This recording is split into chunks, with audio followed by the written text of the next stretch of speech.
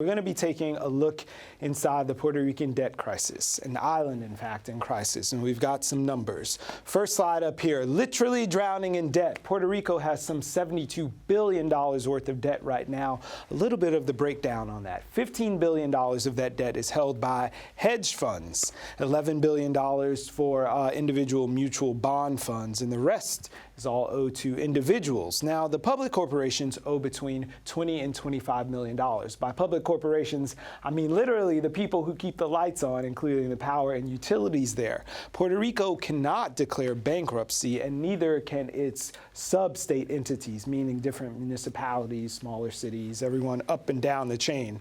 From fiscal year 2010 to fiscal year 2015, Puerto Rico made some $4.3 billion in debt payments, which amount to about 7% of its annual budget.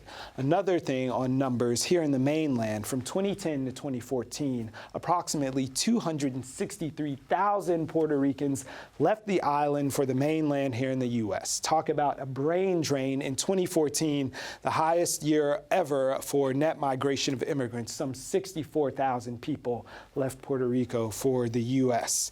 Puerto Rico's population declined some 9.1% over the last decade alone. Now, island-born Puerto Ricans are more likely to move to the south, particularly to the state of Florida. But, you know, we're happy to have over 1 million Puerto Ricans in New York City. But there are about 1,100 families relocating. 1,000. A lot of numbers here. There are about 1,000 families moving from Puerto Rico to Florida every single month.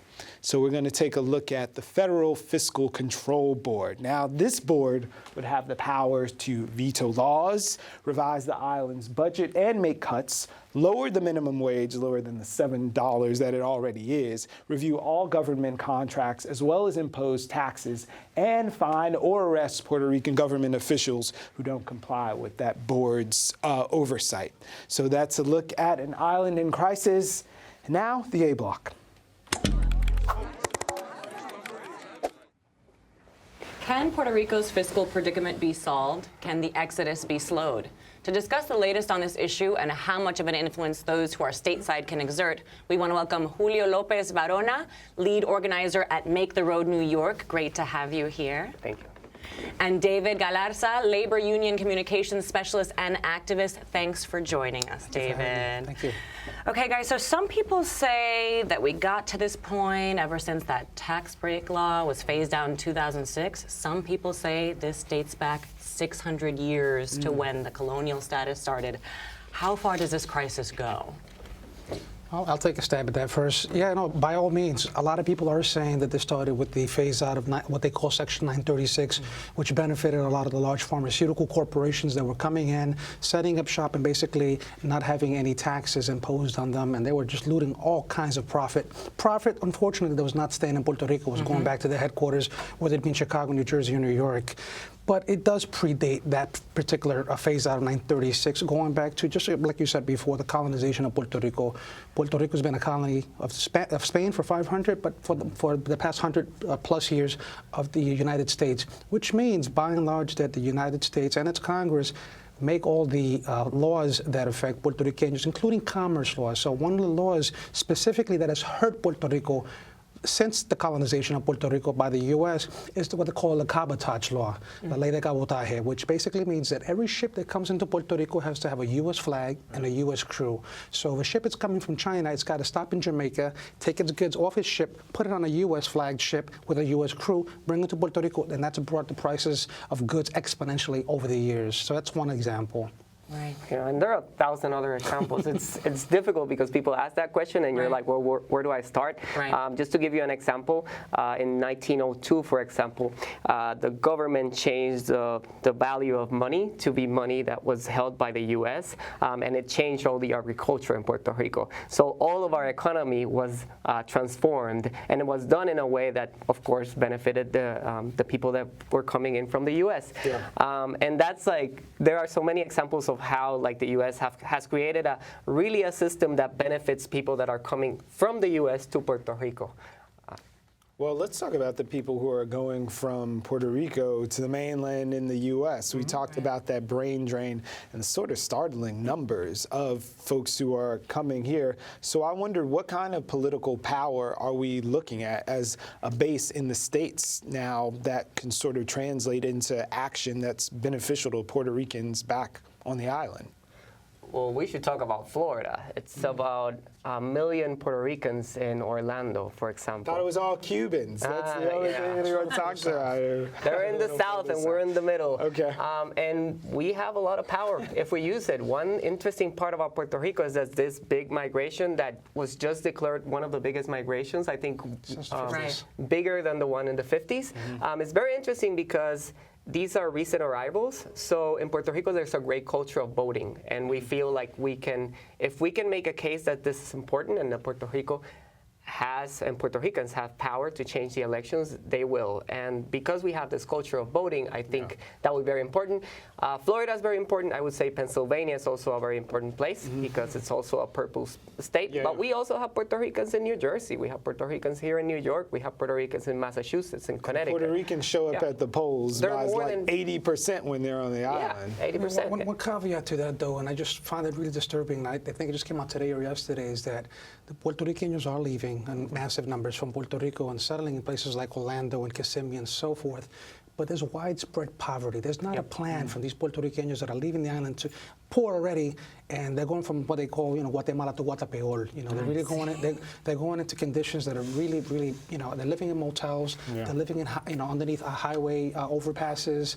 I know people that took up a collection of crock pots over the holidays, or the Christmas and Thanksgiving holiday, just so that people could have a basic meal, a nice meal in their hotel rooms. Can we talk about, though, how the fact that we're talking about these hedge funds and they are going to be paid back before they even can pay their light bills, the way that the law is structured, individuals have to be paid back first. But this is a financial crisis, but it's really a humanitarian crisis as well when they're turning off lights in hospitals. Well, I think what's happened is that, and crisis is a word that's tricky because we've talked to a lot of people, and when we talk to Puerto Ricans here in the States, the word crisis doesn't necessarily fit with it. It's like they struggle with it, and it's because it's been happening for more than 20 years. Like people seen Crónica de una muerte anunciada is something that people have seen for such a long time that now it's like very real and it's becoming real, but it's so slow. And it's really difficult to translate in a way that moves people to action.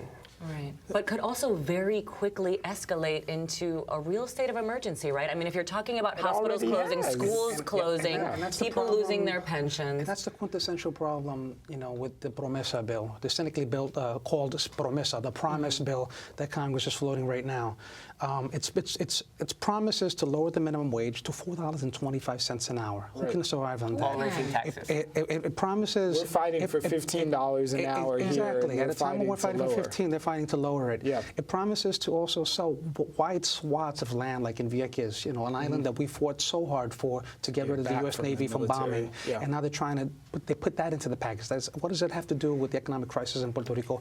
And then they're also going to have the power to, close down agencies, privatize public resources, and the list goes on and on and on. This is a Republican Congress. This is being debated at the Committee of the Interior, Natural Resources, that is also led by Ron Bishop, a Republican from the out west, who's hell-bent on trying to privatize every kind of natural resource that we have in this country. So when is this going to come back to bite the U.S. in the ass? Because if it doesn't, nothing's going to move. If there's a fire sale in Puerto Rico, no one in America cares until their interests don't align with their downfall. Well, I think at the point where Puerto Ricans start taking this very seriously, and the fact that we are going to be able to vote in this year's election is going to have a big effect on how we hold accountable politicians. And I do feel like there are economic effects to this. Like when you have people moving from one place to the other, that has economic effects. We also have a lot of we are the place that has the most Walmarts and the most Walgreens in the world.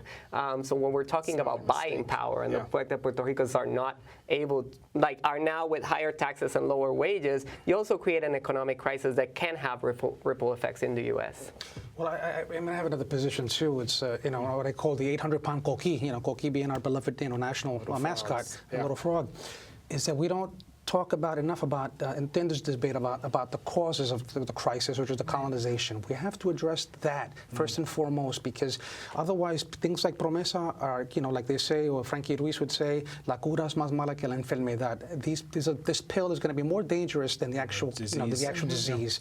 And so unless we start really addressing that, both in the diaspora, but also more importantly in Puerto Rico, we're just going to have these band-aid fixes that are going to be, reopened and we say promesa for who? Right. And that's very interesting because the promesa is very good for a very specific type of people, and these are the hedge funds, these are the millionaires, these are people like Paulson here in New York, who has bought half of the strip of Condado. I don't know if you've ever been. At fire sale prices. Yeah. Well, they're spending millions of dollars on commercials to convince Americans that what they're asking for is a bailout, like we're actually going to be paying out the money. This is the horrible thing. While Puerto Ricans are being forced to pay one of the highest sales taxes anywhere. Over 11%. Millionaires are not paying anything. Millionaires are coming in and don't have to pay anything on capital gains. Virtually nothing was what's called Ley 20, Law 20, and Law 22, which is, outrageous. Anybody should be just outraged by that on the island and here. Yeah. Apparently, recently, island and mainland Puerto Ricans gathered to draft a plan of action at Hunter College, right? So what happened with this plan? So I would say it was interesting because neither of us was invited to be part of that conversation. What did you do? Exactly. Let's start there. We have been groups that from the beginning have said that we won't accept any bill, and I think I speak for you also, that will hurt the working people of Puerto Rico, that will really not talk about how to make sure that this is a crisis that's resolved in a way that's fair.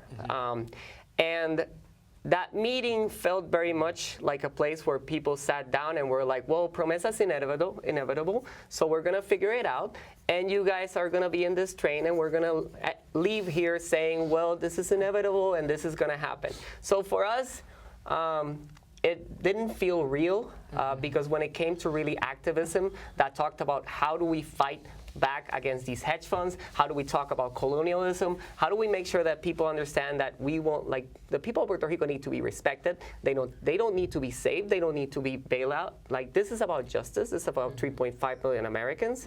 And when the conversation starts with Antonio Weiss in the first panel saying, oh my God, nothing is going to happen if there's no, like, take it or leave it, we have serious issues with that. Outside of that, though, there were some interesting panelists there, including Ingrid Vila Biaggi, who's a well-known, respected leader who used to be, I think, the secretary of the governor at one point, who's been fighting an incinerator in Arecibo. And I only mention that because, again, this promesa bill promises to fast-track all kinds of destructive environmental kinds of projects, like this incinerator, like getting rid of vehicles, and all these sorts of things. So yeah, promesa, what they call Law 4900, is pockmarked with all kinds of disgusting, despicable, diabolical, I can keep on with the D's, measures that are not going to benefit Puerto Rico and are going to drive the emigration, continue to drive the emigration from Puerto Rico to other parts of the country, which might be part of the plan. Well, a vacant island is a good island for the interest It'll be a land for the rich and powerful to just, Sounds like it.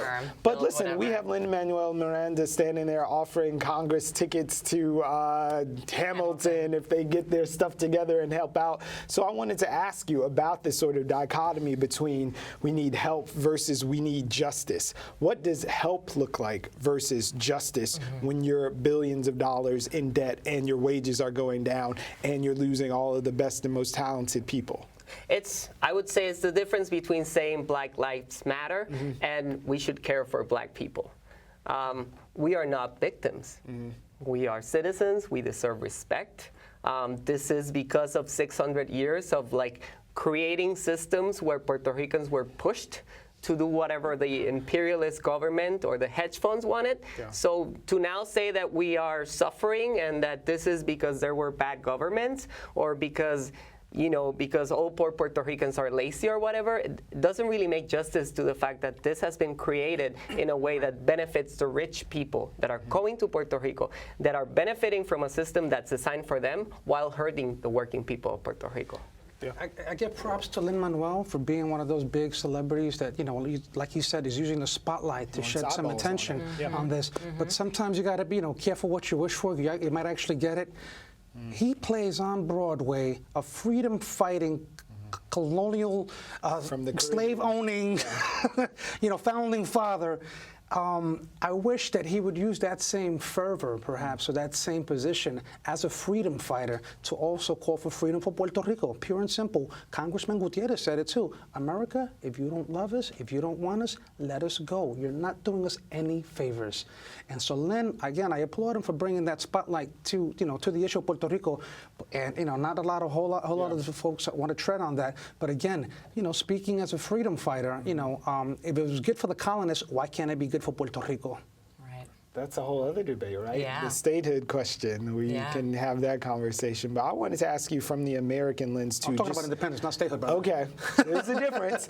I want to say from the American lens, though, to help us put this into perspective for people who are like right here.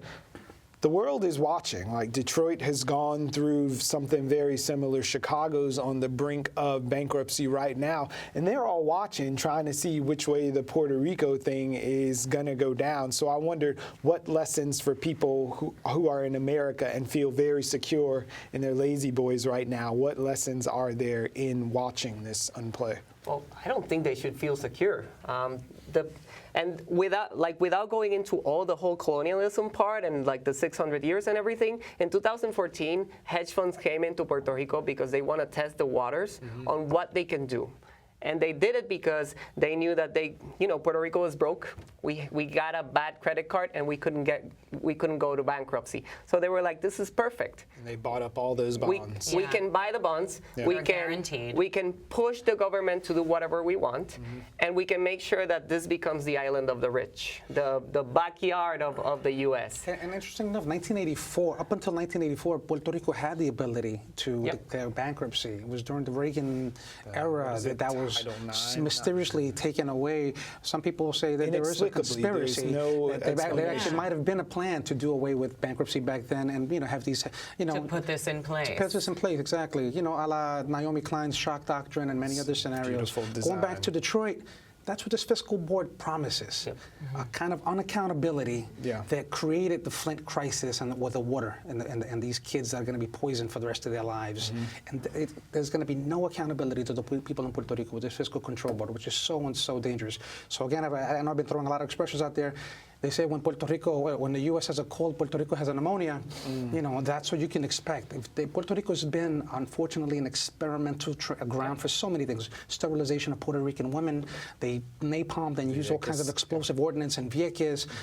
God knows how many other. Monsanto's operating in Puerto Rico right now too. So Puerto Rico's and fiscal policies. And Puerto Rico became the shining example for the Caribbean just to counter Cuba back in the 50s and 60s. During the Revolution. You say, hey, you see, this is what American capitalism can do for you. And interesting enough, look what's happening in Cuba today. Exactly what it can do. And look what's happening in Puerto Rico. And just to go back to that, Argentina and Greece. The same players that were there, like Lazarus, all of those players are the ones that came into Puerto Rico. They got 30 cents on the dollar, and now they want to get paid $1 while people suffer. And they're doing this because they know that Puerto Rico is a wonderful experiment on what they can do in places like New York and Chicago, in places where the government is broke. They're desperate for money, and now hedge funds can come in. Well, they say even a drowning man will take a sword, right? Well, thank you for coming. We appreciate it. We'll definitely keep talking about this.